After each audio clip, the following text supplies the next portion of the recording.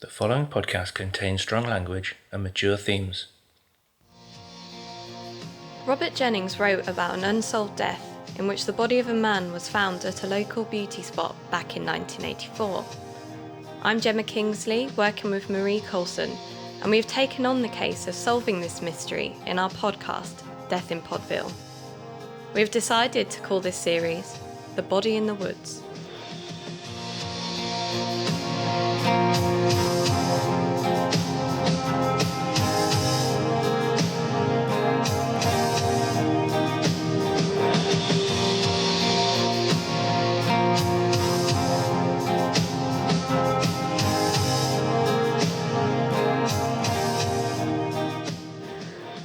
New information and leads were coming in fast, and Marie's idea of a board with red string was starting to sound appealing.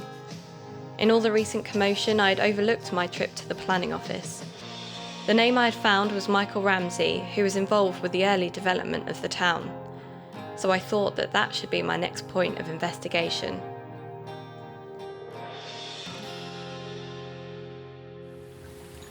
I have just arrived in Cambridge today, as I'm following a new lead. I must admit, it's been a few months since I was last in Cambridge. Travelling and shopping in public areas has been so restricted these last few months, but I don't need to tell you that, right? Getting the chance to pop over is a big deal. A chance to stretch the legs and see somewhere new for a change.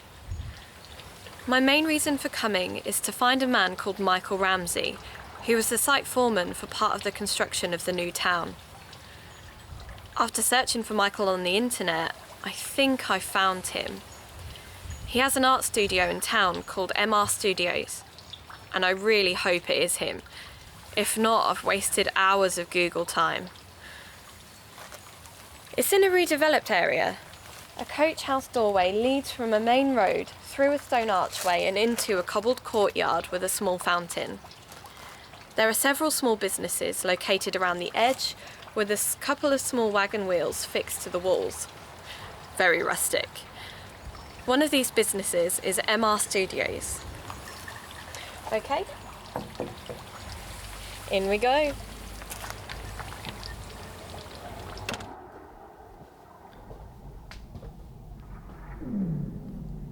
Inside it's clean with cream walls and dark grey speckly floors. A few paintings are scattered around the walls, and there are some lovely landscapes. I guess they're all local. There's a bell by the counter. A calligraphic sign is telling me to ring for attention. I guess I just wait. I better put my mask on. Hello, can I help you? Hi, I'm Gemma.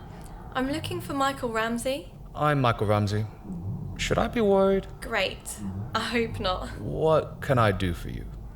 I'm researching for a podcast. Is it okay for me to record this conversation? Okay, I guess. I'm looking into a specific time during the development of the new town of Wootton-on-the-cam, and I believed you were involved in overseeing part of it. I was. I'm impressed you found me. Not many know, or care, that I was involved. What aspect are you looking at? Bear with me, as it might sound an odd question, but did you find anything unusual when you started developing, is that the right term, the land for the new houses? That is definitely an odd question. And this is a podcast, you say? Yes, it's online now. I can show you if you like. We're looking into the strange death of a man found in the woods before the town was developed.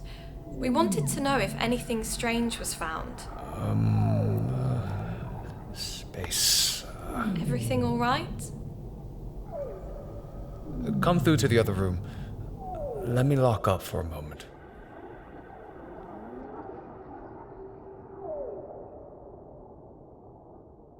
We have some really good news. Yesterday a parcel arrived for me. It had a dictaphone inside. It's so old and so retro. I gave it a once-over to make sure it was all working. I set it up, but I've left the tapes until now. I'm now going to do a reaction recording to these tapes, so I'll hear them at the same time as you do.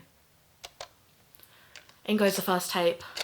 recordings related to case file 840202. New case file opening in response to possible new investigation under the agricultural element of the Ministry Department.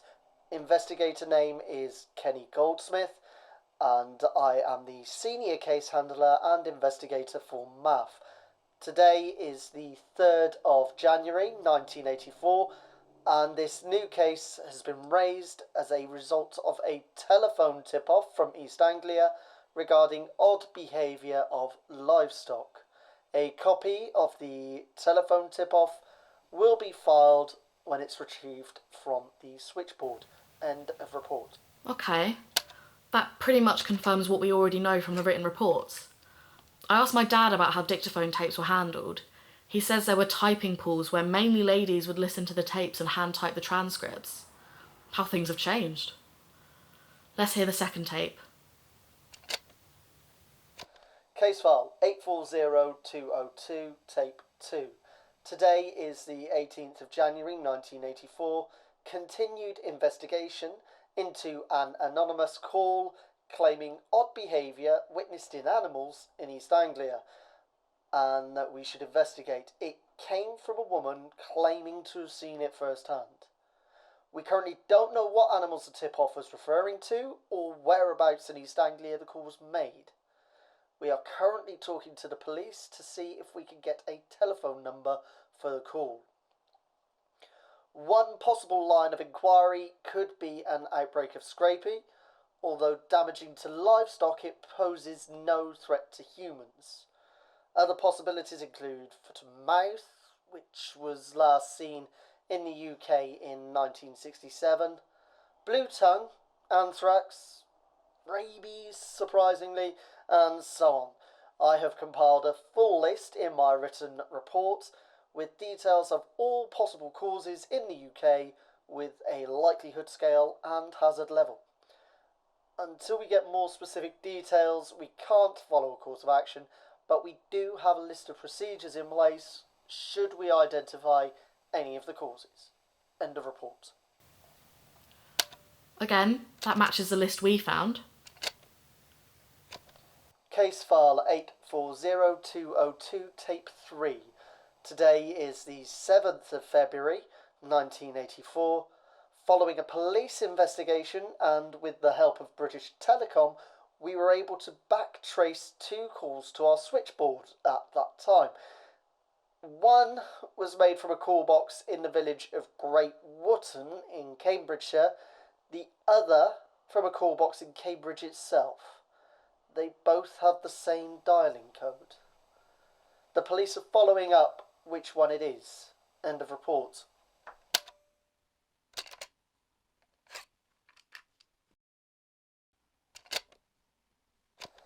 Case file 840202, tape 4. Today is the 2nd of March 1984. I've driven to the village of Great Wootton near Cambridge to track down the first location of the calls. There is only one call box in the centre of the village. I have just checked out the phone and the number on the dial is that given by the switchboard. The call definitely came from this area.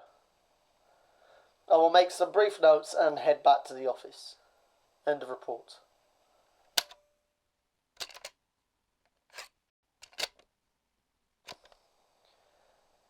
Case file 840202, tape 5. Today is the 15th of March 1984. Tomorrow I will visit Wootton to track down the farm.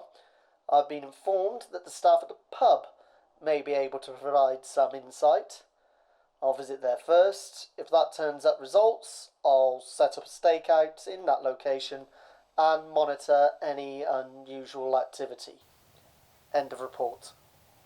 That was the last tape used. The next one would probably be for the 16th, the date that Kenny died. That means there might still be a tape out there with his last report. That sounds grim.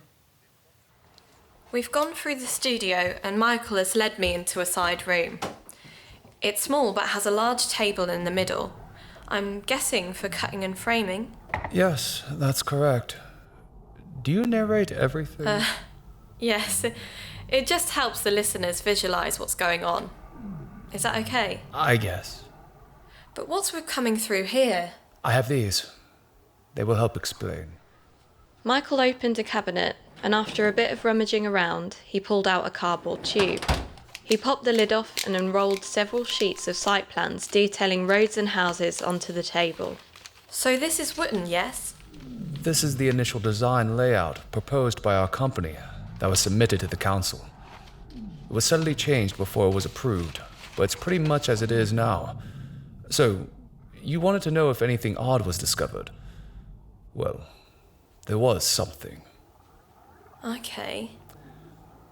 We had to level a huge amount of farmland. As you can understand, fields follow the contours, but with houses, level land is more desirable. We cut bits of the tops and put them in the low ground, a process called cut and fill. Okay, I understand that. As we were digging, one of the digger operators stopped and called for help over the radio. We all came running to see what had caught his attention. When we got there... Oh, the smell. It was awful. We fell about retching. What could do that? Cows. Lots and lots of rotting, putrid cows. Oh, that's horrible. You couldn't distinguish one animal from another. It was just a mass of rotting flesh and, well, with many heads and legs. What happened? We made a couple of phone calls, and people from the government came. The area was sealed off, and many vans turned up. Wow. What did they find? After a few days, they came back and said they were showing signs of something called BSE. I think it was called mad cow disease. It was a big thing in the 80s and 90s. Sounds gross. It was. They said it wasn't contagious. After looking at the site plans, they located a place outside the town limit and paid us to use our heavy plant equipment to dig another huge pit and transfer the remains to the new location. As we transferred them, the inspector set a large fire, and we burned all that was left. It burned for days, sending the thick, acrid smoke into the sky. Must have been seen for miles. Once done, we backfilled the pit, cleaned down the equipment, and returned to the development site. But why didn't they just burn it in the original pit? Would you want that under your house? True. And that was it? We were told not to talk about what we'd done.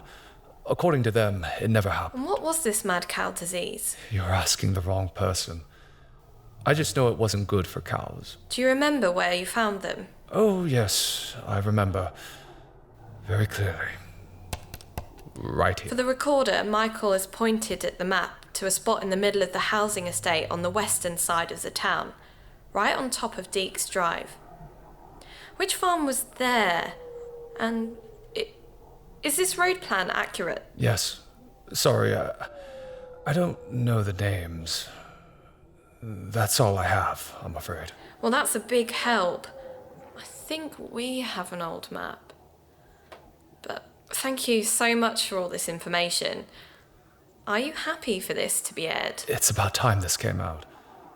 It needs to be told. I'm not sure where it will take us next, but thank you anyway for talking. There is one last odd thing. Go on. I remember one of the men pulling out a scarf. Very muddy, but you could see it had lots of colors.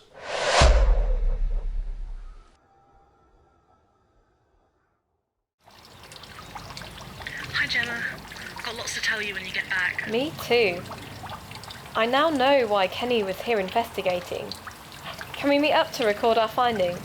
Tell you what, I'll meet you at yours. I need to get out of this house. If you're okay with that, I can meet you there in about an hour.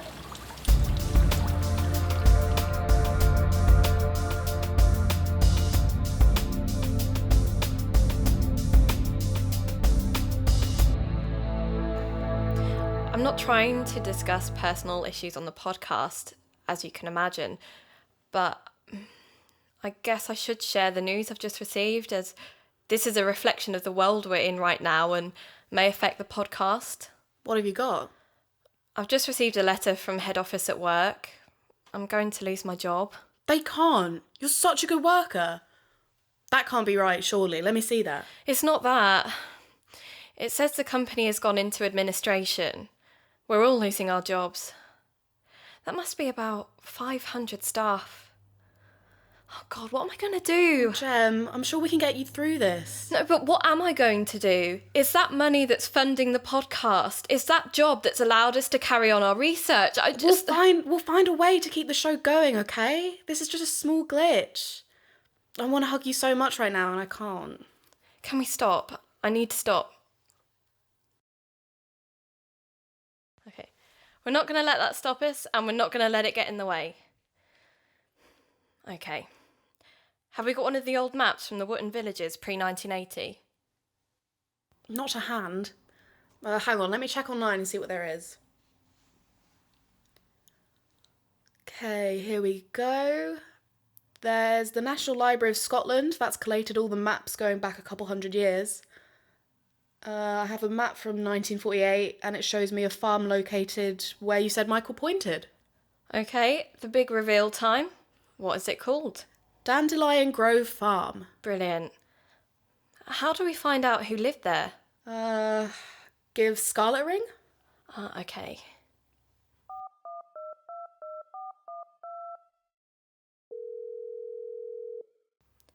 Hi Scarlett, it's Gemma and Marie here. I've put you on speaker.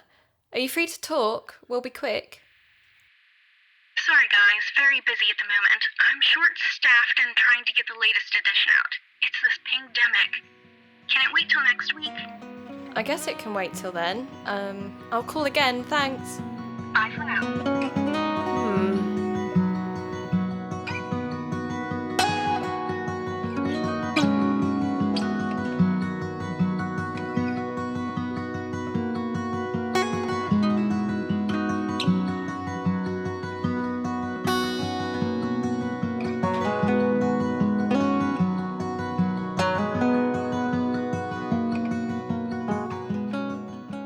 Shall we go through the box files again and see if there's anything that we've missed?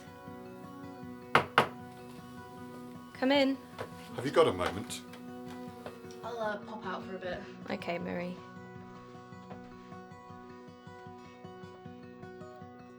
Come in, Dad. Time's up. I asked you to do something, and you didn't. I know. Your house, your rules. It's not that, Gemma. I would have thought you would have run this past me first, at least out of courtesy. Losing my wife was very painful. It's taken a long time to get over that. So having all this being brought up and made public, I think it's time you moved out and lived your own life. As it is, I'm thinking of selling this house and getting something smaller. Not much I can say to that, is there? Look, I'm sorry I didn't ask first, but if I had asked, would you have said yes? Honestly, I don't know. Anyway, you have till the end of the week to move out. Okay. Do you know where the suitcases are? In the loft, I think. Bring them back when you finish with them. Still recording then?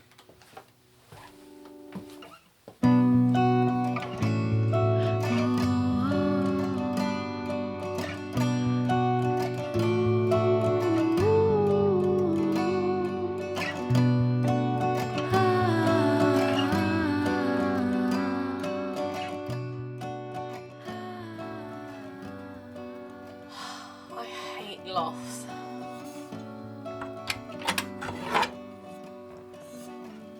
I don't have much time though, so I better at least get the cases down first. Then I'll have time to pack them.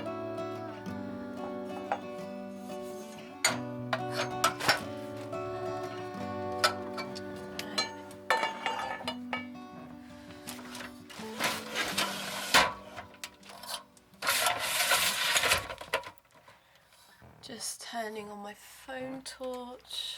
Ah, there we go.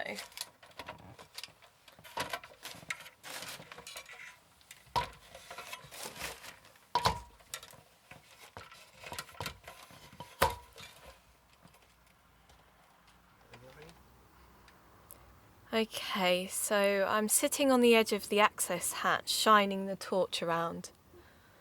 I've never actually been in here before. There is a floored part in the middle that has some boxes and a set of suitcases on it. The rest is just swathes of insulation. Ow! Oh. I'm following a pathway across the middle to where everything is kept. Oh. If I take the middle-sized case, that should do me with a couple of bags. Oh, I've just seen a small box in the pile with Margaret Hobart written in pen on the top. That's my mum's maiden name. I'm just lifting the lid out of curiosity. There looks to be several cardboard-bound folders tied up with string. There's uni thesis stuff, research papers and some journals. I might just take a couple to have a read through. I still don't know much about my mum. Maybe I can learn something from them. She was a very private woman, and after she died, Dad never talked much about her, always changing the subject when I raised it. Must have been hard for him. I'll put these in the suitcase and get back to the studio, and let Marie know she can come back.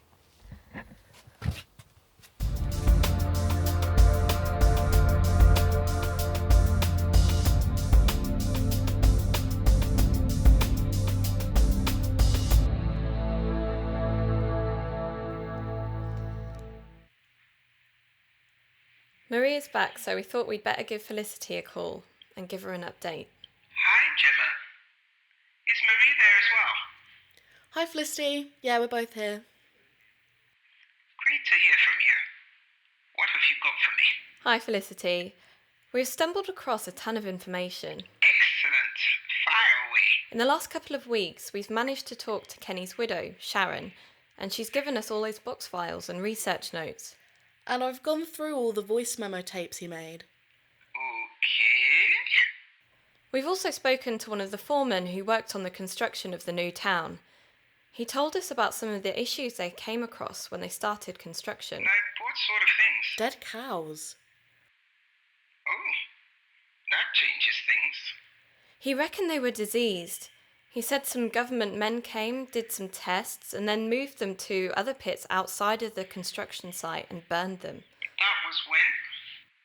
I might be able to find out more from this end. Sometime in 1986? Hang on, it's in this book we got from the museum. The breaking ground ceremony was 12th of May 1986, so it would have been around then, I guess. That's a starting point. And we know which farm it came from. That'll be a big help. Can you let us know who lived there if we give you the name of the farm? I'm guessing you're recording this call. Sorry, yes, we are. We should have mentioned that. I will give you my word that whatever I can find I will share for your podcast, as long as it's not confidential. But I can't give you the names of the people that lived there. GDPR rules, I'm afraid. Bugger, okay. If it helps, it was Dandelion Grove Farm. Thank you. I'll do some research and get back to you with what I find. Okay, thanks, Felicity. We are so close. I can feel it. So close. It looks like next week will be the make or break for the investigation. Can't believe your dad's timing. With money running out, me with no job and no home and a stonewalled investigation, it looks like we might not be able to continue after next week, unless something gives. Till next week then, I guess.